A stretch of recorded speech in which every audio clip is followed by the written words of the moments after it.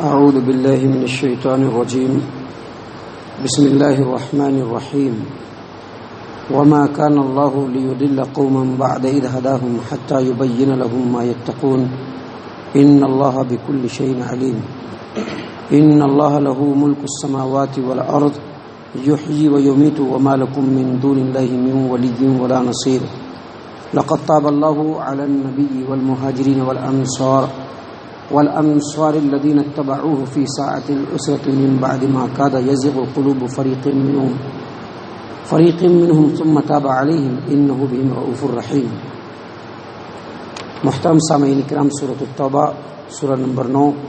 اور اسی صورت سے بھی آپ کے سامنے آیت نمبر 115، 116، 117 یہ 3 آیات تلاوت کی گئی ہیں.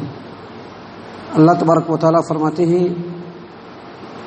وَمَا كَانَ اللَّهُ لِيُضِلَّ قَوْمًا بَعْدَ إِذْ هَدَاهُمْ حَتَّى يُبَيِّنَ لَهُم مَّا يَتَّقُونَ إِنَّ اللَّهَ بِكُلِّ شَيْءٍ عَلِيمٌ. اور اللہ تبارک و تعالیٰ کسی بھی قوم کو ہدایت دینے کے بعد گمراہ نہیں کرتا ہے، یہاں تک کہ اللہ تبارک و تعالیٰ اس کے لیے ان تمام باتوں کو واضح کر دیتا ہے جن جن چیزوں سے اس کو بچنا ہے.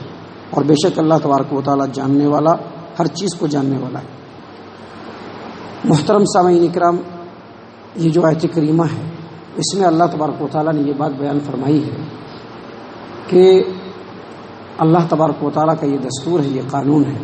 کہ جب اللہ تبارک و تعالیٰ کسی کو ہدایت دیتا ہے، کسی کی رہنمائی کرتا ہے، تو کن کن باتوں سے اس کو بچنا ہے ان تمام باتوں کو واضح کر دیتا ہے. جتنی باتیں جس سے بچنا ہے انسانوں کو، اللہ تبارک و تعالیٰ ان تمام باتوں کو واضح کر دیتا ہے کہ ان چیزوں سے بچنا ہے، ان چیزوں سے بچنا ہے. اور یہ جو اللہ تبارک و تعالیٰ کی وضاحت ہوتی ہے یہ اللہ کی طرف سے ہدایت بھی ہوتی ہے اور یہ اللہ تبارک و تعالیٰ کی طرف سے اتمام حجت بھی ہوتا ہے. اب ایک آدمی اللہ تعالیٰ نے جن جن چیزوں سے بچنے کے لیے کہا ہے ان تمام باتوں کو جاننے کے بعد بھی، ہدایت کو جاننے کے بعد بھی غلط چیزوں کی طرف بھاگتا ہے، گمراہی کی طرف بھاگتا ہے، تو پھر اللہ تبارک و تعالیٰ اس کو اسی طرف جانے کی توفیق دے دیتا ہے. یعنی اس کے سامنے ہدایت واضح ہوئی اور ہدایت کے واضح ہونے کے بعد بھی وہ آدمی ہدایت کے راستے کو چھوڑ کر کے غلط راستے کی طرف، گمراہی کے راستے کی طرف بھاگتا ہے، تو پھر اللہ تبارک و تعالیٰ اس کے پیچھے نہیں بھاگتا بلکہ اللہ تبارک و تعالیٰ اس کو توفیق دے دیتا ہے کہ تم گمراہی کے راستے پر ہی چلتے چلے جاؤ. ضمناً اس آیت کریمہ سے جو بات معلوم ہوتی ہے وہ یہ کہ اللہ تبارک و تعالیٰ کا دستور یہ ہے کہ جو اللہ تبارک و تعالیٰ سے ہدایت کا طلبگار ہوتا ہے، ہدایت کو سن لینے کے بعد، سمجھ لینے کے بعد ہدایت کے راستے پر چلنے کا اپنے دل کے اندر ارادہ مضبوط کرتا ہے، تو اللہ تبارک و تعالیٰ اس کو ہدایت کی طرف چلا دیتا ہے. لیکن ایک بندے کو اللہ کے اس کلام سے، نبی صلی اللہ علیہ وسلم کے فرمان سے ہدایت کا راستہ مل گیا اور پتہ چل گیا کہ ان باتوں سے بچنا ہے، ان باتوں سے بچنا ہے، ان باتوں سے بچنا ہے، اس کے باوجود وہ انہی رستوں کی طرف بھاگتا ہے تو اللہ اس کو اسی راستے میں بھٹکتا ہوا چھوڑ دیتا ہے. اور دوسری بات یہ معلوم ہوئی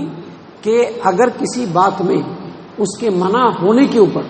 قرآن و حدیث میں اگر کوئی صریح دلیل نہیں موجود ہو، نہیں ملے، اور اس کے بعد بھی آدمی وہ کام کرتا ہے تو وہ آدمی نہ تو گمراہ ہوگا اور نہ ہی گناہ گار. مثال کے طور پر اس سے پہلے جو آیات آپ کے سامنے پیش کیے گئے اس میں اللہ تبارک و تعالیٰ نے منع کیا کہ کسی بھی مومن مسلمان کے لیے اور نبی کے لیے یہ حق نہیں ہے کہ وہ مشرکین کے لیے دعائے مغفرت کرے. اب جب تک یہ آیت کریمہ نازل نہیں ہوئی تھی اس سے پہلے جو مسلمان مشرکین کے لیے دعائے مغفرت کیے وہ گناہ گار بھی نہیں ہے اور گمراہ بھی نہیں ہے. اب یہ بات معلوم ہو گئی کہ ایک مشرک چاہے وہ ہمارا باپ ہو، ہمارا بھائی ہو، ہماری ماں ہو، ہمارے رشتے ناتے کے لوگ ہوں، اگر وہ مشرکین میں سے ہیں اس کے بعد بھی اگر ہم ان کے لیے دعائے مغفرت کرتے ہیں ان کے موت کے بعد تو یقینی طور پر ہم گمراہی کے راستے پر ہوں گے. تو اسی بات کو اللہ تبارک و تعالیٰ نے یہاں پر بیان کیا کہ وما كان الله ليضل قوما بعد إذ هداهم حتى يبين لهم ما يتقون ان الله بكل شيء عليم. اللہ تبارک و تعالیٰ کسی بھی قوم کو ہدایت دینے کے بعد گمراہ نہیں کرتا ہے، یہاں تک کہ جن جن باتوں سے اس کو بچنا ہے ان تمام باتوں کو ان کے سامنے واضح کر دیتا ہے. اور بے شک اللہ تبارک و تعالیٰ ہر چیز کو جاننے والا ہے. ان اللہ له ملک السماوات والارض یحیی و یمیت وما لکم من دون اللہ من ولی ولا نصیر. اور بے شک اللہ تبارک و تعالیٰ زمین و آسمان کی ملکیت اپنے پاس رکھتا ہے. زمین و آسمان کی تمام چیزیں اللہ تبارک و تعالیٰ کی ملکیت میں ہیں، اللہ تبارک و تعالیٰ کے اختیار میں ہیں، اللہ تبارک و تعالیٰ کی بادشاہت میں ہیں. وہی مارتا ہے، وہی زندہ کرتا ہے، اور اللہ تبارک و تعالیٰ کے علاوہ تم لوگ کسی کو بھی اپنا مددگار نہیں پاؤ گے۔ یہ آیت کریمہ یہاں پر کیوں بتلایا؟ اس لیے بتلایا کہ ہمارے سماج و معاشرے میں بہت سارے لوگ جو توحید پرست ہوتے ہیں، اب ان کے اماں ہیں، باوا ہیں، بھایا ہیں، سارے کے سارے مشرکین ہیں، اب ان سے ایک طرح کا خوف ہوتا ہے، یہ ہمارا اپنا ہے، یہی ہمارا مددگار ہے، یہ ہمارا اپنا ہے، یہی ہم کو ہر وقت میں کام دینے والا ہے، یہ ہمارا اپنا ہے، یہی ہمارے ہر چیز میں سکھ دکھ میں۔ اللہ تبارک و تعالیٰ نے بتلایا کہ ایک مشرک کبھی بھی ایک مسلمان کا خیر خواہ نہیں ہو سکتا ہے۔ ایک مشرک چاہے تمہارا باپ ہی کیوں نہیں رہے، خیر خواہ نہیں ہو سکتا ہے۔ ایک مشرک چاہے تمہارا بھائی کیوں نہ رہے، خیر خواہ نہیں ہو سکتا ہے۔ اور اللہ فرما رہے ہیں کہ ان سے ڈرو مت، آستی ملنے کی امیدیں ہوتی ہیں نا، ڈرو مت۔ زمین و آسمان کی بادشاہت اللہ تبارک و تعالیٰ کے ہاتھ میں، اللہ تبارک و تعالیٰ ہی انسانوں کو مارتا ہے، اللہ تبارک و تعالیٰ ہی انسانوں کو زندہ کرتا ہے، اور اللہ کے علاوہ تم اپنا مددگار کسی کو بھی نہیں پاؤ گے۔ عین انسان کے فطرت اور اس کے سوچ کے مطابق اللہ تبارک و تعالیٰ نے یہ آیت کریمہ یہاں پر بیان فرمائی۔ اس کے بعد اللہ تبارک و تعالیٰ آگے فرماتے ہیں لقد تاب اللہ علی النبی والمہاجرین والانصار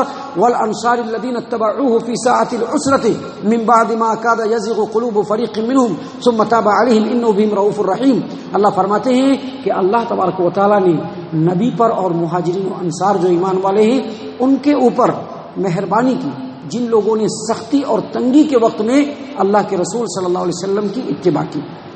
یا سختی اور تنگی کے وقت میں اللہ تبارک و تعالیٰ کا ساتھ دیا۔ اللہ فرماتے ہیں کہ اگرچہ ان میں سے بعض لوگوں کے دل جو تھے وہ کجی کی طرف مائل ہو گئے تھے، پھر اللہ تبارک و تعالیٰ نے ان کے اوپر مہربانی کی، اور بے شک اللہ تبارک و تعالیٰ مسلمانوں کے اوپر نرم، شفیق اور مہربان اور رحم کرنے والا ہے۔ سامعین کرام، اس آیت کریمہ کے بارے میں امام ابو جعفر ابن جریر طبری رحمہ اللہ اپنی تفسیر التبری میں فرماتے ہیں کہ امام مجاہد اور کئی ائمہ تفسیر نے بتلایا ہے کہ یہ آیت کریمہ غزوہ تبوک کے بارے میں نازل ہے۔ مزید فرماتے ہیں امام ابو جعفر ابن جریر طبری رحمہ اللہ کہ یہ جو آیت کریمہ ہے اس میں غزوہ تبوک کے بارے میں جو بتلایا گیا ہے کہ سخت تنگی کا وقت تھا، تو اس وقت اتنا برا حال تھا کہ سخت گرمی تھی، سوکھا پڑا ہوا تھا، مسلمانوں کے پاس زیادہ راہ بھی نہیں تھا، مسلمانوں کے پاس زیادہ راہ بھی نہ تھا۔ اس سے پہلے میں نے ایک حدیث میں بتلایا تھا کہ ابو موسیٰ الاشعری رضی اللہ عنہ نے اپنی 6 دوستوں کے کہنے پر، کچھ دوستوں کے کہنے پر نبی صلی اللہ علیہ وسلم کی خدمت میں آئے، کہا جانے کے لیے کچھ بھی نہیں ہے، اگر کچھ سواری کا انتظام کر دیتے تو ہم لوگ بھی ساتھ میں نکلتے۔ نبی صلی اللہ علیہ وسلم نے کہا کہ میرے پاس کچھ بھی نہیں ہے، تو وہ لوگ رونے لگے، کیونکہ بڑی تنگی کا وقت تھا، بڑی مشکل کا وقت تھا، رستے کا جو ہے خرچہ نہیں تھا، پینے کے لیے پانی نہیں تھا، سخت گرمی کا عالم تھا، انتہائی خشک سالی تھی۔ اور مزید فرماتے ہیں کہ مفسرین نے یہ بیان کیا ہے کہ اس غزوے کے اندر تنگی کا یہ عالم تھا کہ جب لوگ غزوے میں نکل گئے تو رستے میں شروع میں 2 مسلمانوں کے درمیان کھانے کے لیے صرف ایک کھجور تھا،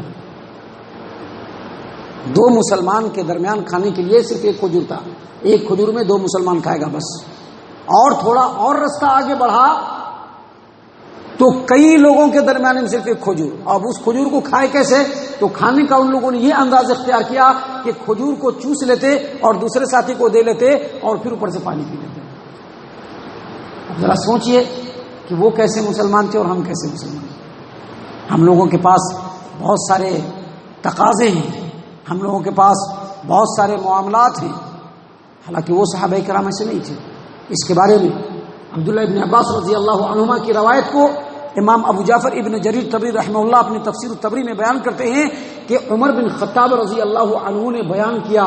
تنگی کے جنگ کے بارے میں، غزوہ عسر کے بارے میں، کہا کہ وہ غزوہ تبوک ہے، ہم لوگ سخت گرمی کے عالم میں نکلے،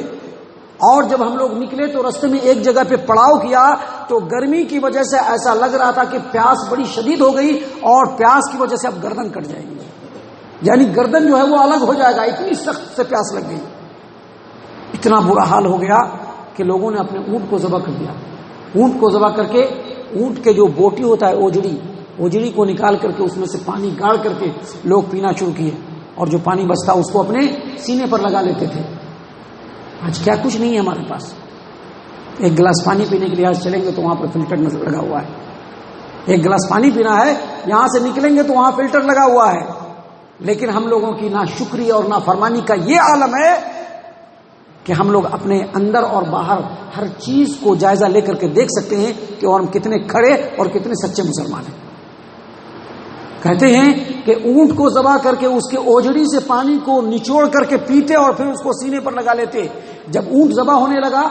تو عمر بن خطاب رضی اللہ عنہ نے نبی صلی اللہ علیہ وسلم کہا کہ اللہ کے رسول صلی اللہ علیہ وسلم آپ ان کو اونٹ ذبح کرنے کی اجازت مت دیجیے، کیونکہ بہت لمبا سفر ہے، اگر سواری ختم ہو گئی تو پھر واپس لوٹنا مشکل ہو جائے گا۔ تو ابو بکر صدیق رضی اللہ عنہ نے ایسے عالم میں کہا کہ اللہ کے رسول صلی اللہ علیہ وسلم آپ کی دعا تو مستجاب ہے، آپ تو جب دعا کریں گے تو اللہ ضرور قبول کرے گا، آپ لوگوں کے حال کے اوپر رحم کرنے کے لیے دعا کیجیے اللہ تبارک و تعالیٰ سے۔ اللہ کے رسول صلی اللہ علیہ وسلم نے فرمایا کہ کیا تم پسند کرتے ہو کہ میں دعا کروں؟ کہا کہ ہاں اللہ کے رسول صلی اللہ علیہ وسلم۔ آپ صلی اللہ علیہ وسلم نے ہاتھ اٹھایا، دعا کیا، ابھی دعا کے لیے جو ہاتھ اٹھایا تھا وہ ابھی نیچے بھی نہیں آیا تھا کہ اتنا پانی برسا کہ لوگوں نے اپنے تمام برتنوں کو بھر لیا۔ صحابی رسول عمر بن خطاب رضی اللہ عنہ کہتے ہیں کہ جب ہم لوگ وہاں سے آگے بڑھے تو دیکھا کہ کہیں پر بھی بارش نہیں ہوئی تھی، اس پانی سے اللہ تبارک و تعالیٰ نے صرف اسی لشکر کو نوازا تھا۔ تو یہی چیز ہے جس کے بارے میں اللہ تبارک و تعالیٰ یہاں پر فرماتے ہیں کہ لقد تاب اللہ علی النبی والمہاجرین والانصار الذین اتبعوہ فی ساعۃ العسرہ، تنگی کے وقت میں، سختی کے وقت میں جن مہاجرین اور انصار نے اور نبی نے اللہ کے دین کا ساتھ دیا، اللہ تبارک و تعالیٰ نے ان کے حال پر رحم فرمایا۔ ایسی بری حالت تھی کہ اگرچہ بعض لوگوں کے دل کجی کی طرف مائل ہو گئے تھے، لیکن پھر اللہ تبارک و تعالیٰ نے ان کے حال پر رحم کی، اور بے شک اللہ تبارک و تعالیٰ رحم کرنے والا اور نرمی اختیار کرنے والا اور بڑا ہی مہربان ہے۔ سامعین کرام، یہ جو آیات ہیں ان سے یہی بات ثابت ہوتی ہے کہ ایک مسلمان ہر حال میں اللہ تبارک و تعالیٰ کا شکر گزار ہوتا ہے۔ ایک مسلمان کو ہر حال میں اللہ کا شکر گزار ہونا چاہیے، تنگی کے حالات ہو تب بھی، سختی کے حالات ہو تب بھی، اگر اللہ تبارک و تعالیٰ خوشحالی دے تب بھی، اگر اللہ تبارک و تعالیٰ تنگی دے تب بھی، ہر حال میں اللہ تبارک و تعالیٰ کی فرما برداری کرنے کا سبق ہم کو صحابہ کرام کے اس سیرت سے بے شمار درس اور سبق ہم کو ملتا ہے۔ اللہ تعالیٰ سے دعا ہے کہ اللہ تعالیٰ ہم تمام کو نیک توفیق عنایت فرمائے، اللہ تعالیٰ ہم تمام کو صحیح معنوں میں مومن اور مسلمان بنائے، جنت الفردوس میں جگہ عطا فرمائے۔ اے اللہ ہم تمام کو جہنم سے پناہ دے، اے رب العالمین ہم تمام کو جہنم سے پناہ دے، اے مالک الملک ہم تمام کو جہنم سے پناہ دے، آمین یا رب العالمین۔ وما علینا الا البلاغ المبین۔